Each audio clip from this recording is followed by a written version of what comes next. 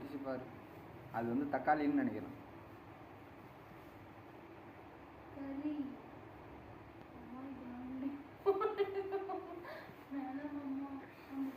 எலும்பு துண்ட நாய் பாக்குற மாதிரி பாக்காதடா. சும்மாரா.